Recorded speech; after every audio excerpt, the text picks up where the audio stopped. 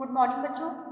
बच्चों, अब तक आपने पाठ 15 के अभ्यास प्रश्नों को कर लिया होगा और अभी तक जितने भी पाठ पढ़ाए गए हैं, मतलब पाठ 14 और पाठ 15, सारे अभ्यास प्रश्नों का आपको पीडीएफ दिया जा चुका है। तो अब तक आपका वो काम जरूर पूरा हो गया होगा। बच्चों, एग्ज़ाम के समय आप पास आ रहे हैं तो आप अभी से पढ़ाई पर ध्यान दें और जो भी चीज़ें पढ़ाई जाएँ उसको टाइम के अनुसार पढ़ते रहें, वरना आपके पास अंतिम समय में अगर आप सारी चीज़ों को तैयार करेंगे तो आपके पास सारे विषयों का बर्डन होगा और ऐसे में बहुत समस्या का सामना करना पड़ सकता है आपको। तो आपको जो चीज़ जिस दिन पढ़ाया जाए उस चीज़ को उस दिन ही तैयार करें। आज की क्लास में बच्चों हम लोग अगला पाठ पढ़ने जा रहे हैं, पाठ 16। पाठ 16 अगर आप देखेंगे आपकी पुस्तक में पदबंध तथा वाक्य है, जिसमें से पदबंध आपके थर्ड टर्म के सिलेबस में नहीं है, तो हमें सिर्फ पढ़ना है वाक्य।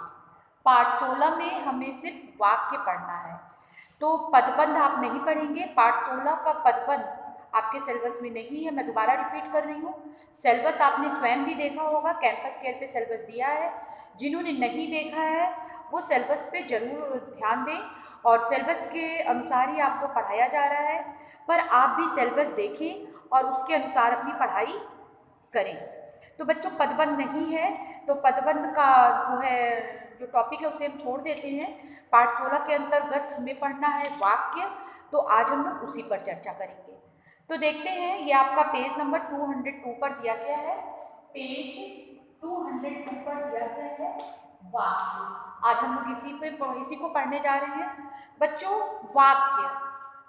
वाक्य जो है पदों का या शब्दों का व्यवस्थित समूह है, जिसे पढ़कर या सुनकर उसके अर्थ को समझा जा सकता है।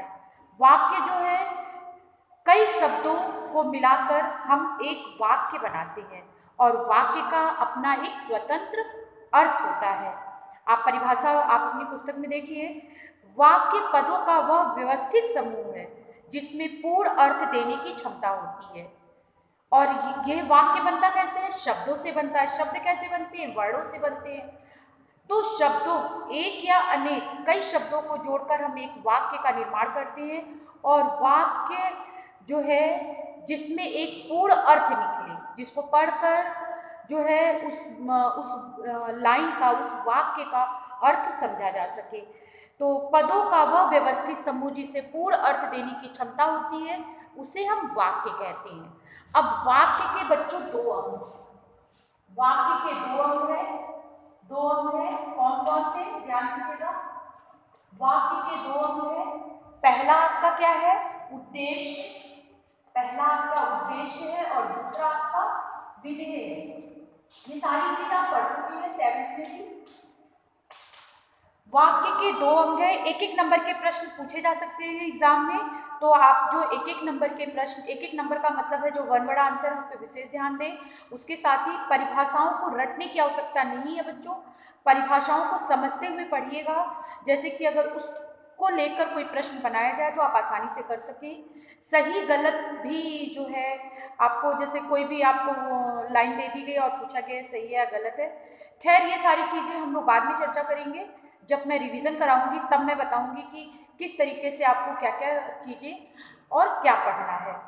तो अभी आप सिलेबस के अकॉर्डिंग अपनी तैयारी करते रहे, जब रिवीजन आएगा तब मैं एक बार फिर से आपके पूरे प्रश्न पत्र पर चर्चा करूंगी। अभी चलते हैं पढ़ने की तरफ। तो जैसा कि हमने जाना, अभी वाक्य के दो अंग है, उद्देश्य और विधेय। उद्देश्य क्या है? जिसके बारे में बताया जाता है, जिसके बारे में बात की जाती है, वो उद्देश्य होता है। और उद्देश्य के बारे में जो भी कुछ बताया जाता है वो विधेय होता है। जैसे मान लीजिए लड़के क्रिकेट खेल रहे हैं, तो यहाँ इस वाक्य में लड़का क्या है? उद्देश्य है, क्योंकि किसके बारे में बताया जा रहा है? लड़के के बारे में। तो जिसके बारे में बात की जाती है वो उद्देश्य होता है और उद्देश्य के बारे में जो बताया जाता है वो विधेय होता है। तो देखते हैं, तो यहाँ पे मान लीजिए लड़का क्रिकेट खेल रहा है, तो लड़का उद्देश्य है और खेल रहा है ये आपका क्या है? विधेय है। अब हमें आगे बढ़ना है। उद्देश्य और विधेय के आधार पे भी वाक्य के निम्नलिखित अंग है। उद्देश्य, और अगर इनकी बात करते हैं, उद्देश्य और विधेय, इसके आधार पर भी वाक्य के निम्नलिखित अंग है। कौन कौन से? कर्ता, कर्म, क्रिया पूरक, कर्ता कर्म क्रिया पूरक और विस्तार। ध्यान दीजिएगा बच्चों, जैसे कि आपने अभी जाना कि वाक्य के दो अंग है, उद्देश्य और विधेय। पर उद्देश्य और विधेय के आधार पे भी वाक्य के निम्नलिखित अंग है कौन कौन से? कर्ता कर्म क्रिया पूरक और विस्तारक। अब हमें क्रमशः एक एक चीजों के बारे में मैं बताती चलूंगी, ध्यान दीजिए। जैसे कर्ता, कर्ता क्या है? वाक्य में काम करने वाले को कर्ता कहते हैं, ये आपने पढ़ा है कारक में भी। वाक्य में जो काम कर रहा है वो कर्ता होता है। और फिर तब यहाँ पे जब कर्ता की बात होगी तो कर्ता का विस्तारक क्या है? कर्ता का विस्तारक। तो देखिए अपनी पुस्तक में पहले तो आप अंडरलाइन कर लें, वाक्य में काम करने वाले को कर्ता कहते हैं। जैसे राम अपने घर जाता है, इसमें राम क्या है? कर्ता है, क्योंकि ये क्रिया किसके द्वारा हो रही है? राम के द्वारा। उसी तरीके से अब कर्ता का विस्तारक क्या है? अभी तो हमने जाना कर्ता का विस्तारक क्या है? यदि कर्ता से पूर्व उसकी विशेषता बताने वाले शब्दों का प्रयोग हो तो उसे कर्ता का विस्तारक कहते हैं। जैसे मेरे भाई का मित्र राम अपने घर जाता है, तो यहाँ पे राम जो है कर्ता है, क्योंकि राम क्या कर रहा है? घर जाने का काम कर रहा है। तो कर्ता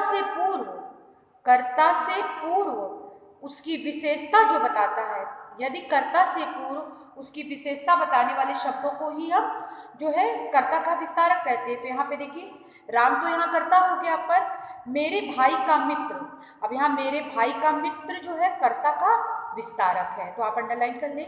उसी तरीके से कर्म क्या है? जिस पर क्रिया का फल पड़े। कुछ भी नया नहीं पढ़ाया जा रहा है बच्चों, सारा चीज आपने वहाँ पे पढ़ रखा है कारक में। देखिए कर्म जिस पर क्रिया का फल पड़े वो क्या होता है? कर्म कारक होता है। जैसे सतीश ने लोकेश को पढ़ाया, यहाँ पे सतीश ने किसको पढ़ाया? लोकेश को पढ़ाया। तो यहाँ पे क्रिया का फल किस पे पड़ रहा है? क्रिया के व्यवहार का फल किस पे पड़ रहा है? उसे कर्म कहते हैं। तो यहाँ पे क्रिया के व्यापार का फल किस पे पड़ रहा है? लोकेश पर पड़ रहा है। तो यहाँ लोकेश क्या है? कर्म है। अब जब हमने कर्म जाना तो कर्म का विस्तारक क्या है? यदि कर्म से पहले उसकी विशेषता बताई जाए, ध्यान दीजिएगा, अभी कर्ता के पहले विशेषता बता रहे थे, उसके बाद कर्म से पहले, यदि कर्म से पहले उसकी विशेषता बताई जाए तो वो आपका होता है कर्ता का विस्तार, कर्म का विस्तारक। और अगर कर्ता से पहले जो है उसकी जो है कर्ता की विशेषता बताई जाए तो वो कर्ता का विस्तारक होता है। तो अंडरलाइन कर लें। क्रिया क्या है? क्रिया के बिना किसी भी वाक्य की कल्पना ही नहीं की जा सकती। मतलब बिना क्रिया लगाए हम किसी भी वाक्य को पूरी तरह से नहीं बोल सकते। तो यहाँ पे वही कहा गया कि क्रिया के बिना किसी भी वाक्य की कल्पना नहीं की जा सकती। क्रिया के बिना जो है, क्रिया के अभाव में वाक्य अपूर्ण रह जाता है। क्रिया के बिना वाक्य पूरा नहीं लगता। जैसे मोहन रहा, अब मोहन रहा, क्या रहा मोहन? आपको सुनने में खुद अटपटा लग रहा होगा। इसमें क्रिया न होने से यह भाव अपूर्ण है, क्रिया नहीं है, इसलिए पता नहीं चल रहा है मोहन रहा क्या ये वाक्य क्या कहना चाह रहा है? तो ये वाक्य अपने में ही अशुद्ध है, अपूर्ण है। मोहन पढ़ रहा है, अब पढ़ रहा लगने से, मतलब क्रिया लगने से यह वाक्य पूर्ण हो गया कि मोहन क्या कर रहा है? पढ़ रहा है। तो वाक्य क्रिया के बिना किसी भी वाक्य की हम कल्पना नहीं कर सकते। कल्पना का मतलब है न तो हम किसी वाक्य को सही तरीके से बोल सकते हैं, न तो लिख सकते हैं। आगे बढ़ते हैं। पूरक क्या है? कुछ क्रियाएं अपने अर्थ को पूरा करने के लिए पूरक रखती हैं। कुछ क्रियाएं अपने अर्थ को पूरा करने के लिए पूरक रखती हैं। जैसे मान लीजिए आप होमवर्क नहीं कर पाते और आप होमवर्क घर में किसी और से करा लीजिए, तो यहाँ पे क्या हुआ? जिसने किया वो पूरक का काम किया। तो ये आप उसको व्याकरण में, हिंदी व्याकरण के माध्यम से समझते हैं। जब क्रियाएं अपने अर्थ को पूरा करने के लिए जो क्रियाएं होती हैं, कुछ क्रिया उसमें से अपने अर्थ को पूरा करने के लिए एक पूरक रखती हैं, तथा वाक्य में कथन को पूरा करने का काम पूरक करता है। जैसे गांधी जी राष्ट्रपिता थे, इस वाक्य में राष्ट्रपिता क्या है? पूरक है। उसी तरीके से विस्तारक क्या है? विस्तारक विशेषण तथा क्रिया विशेषण। विशेषण, यहाँ पे विस्तारक की बात हम लोग कर रहे हैं। विशेषण तथा क्रिया विशेषणों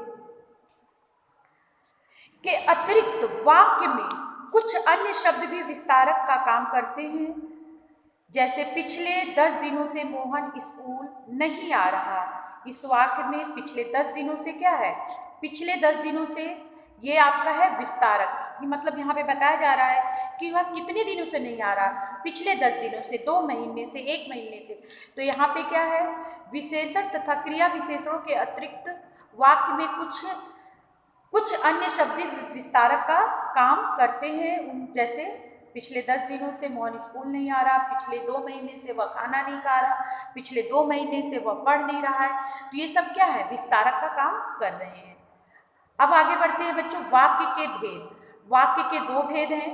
अगर हम वाक्य की बात करते हैं तो वाक्य के 2 भेद हैं। 2 अंक थे, अब यहाँ पे 2 भेद हैं, वाक्य के 2 भेद हैं, जिसमें से पहला है आपका,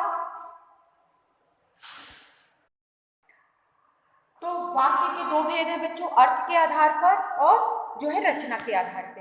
अर्थ के आधार पर शब्दों वाक्यों को 8 भागों में बांटा गया है। अर्थ के आधार पर वाक्यों को 8 भागों में बांटा गया है। रचना के आधार पर वाक्यों को 3 भागों में बांटा गया है। तो अभी हम अर्थ के बारे में जानने जा रहे हैं। आप अपनी पुस्तक में देखिए, दिया हुआ है, अर्थ के आधार पर शब्दों को वाक्यों को 8 भागों में बांटा गया है। विधानवाचक, निषेधवाचक, प्रश्नवाचक, संकेतवाचक, संदेहवाचक, इच्छावाचक, आज्ञावाचक, विस्मयादिबोधक।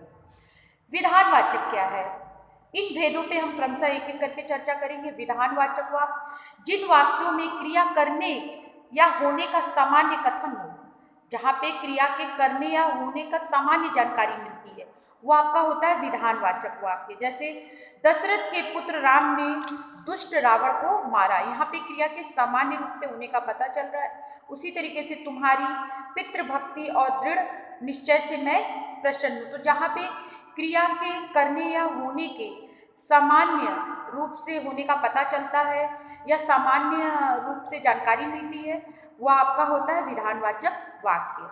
निषेधात्मक वाक्य, जिसमें नहीं का बोध होता है। जिन वाक्यों में क्रिया के न करने या न होने का बोध हो, उन्हें निषेधवाचक वाक्य कहते हैं।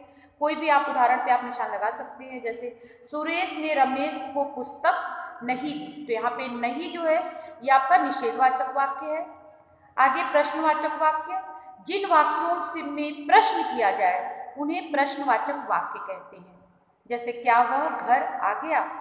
उसी तरीके से संकेतवाचक, जिन वाक्यों में एक क्रिया का होना दूसरी क्रिया पर निर्भर हो, जिसमें एक क्रिया का होना दूसरी क्रिया पर निर्भर होती है, वो आपका होता है संकेतवाचक वाक्य।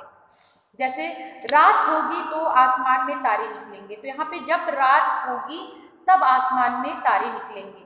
तो यहाँ पे जब एक का काम दूसरे के बिना अधूरा, दूसरे के बिना पूरा ना हो, तो वो आपका होता है संकेतवाचक वाक्य।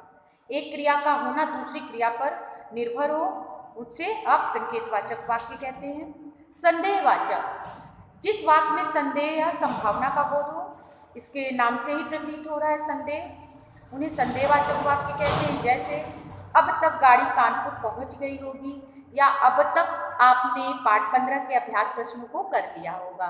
तो जहाँ पे काम के होने में संदेह हो कि यह काम हुआ है या नहीं हुआ है, वो आपका होता है संदेहवाचक वाक्य।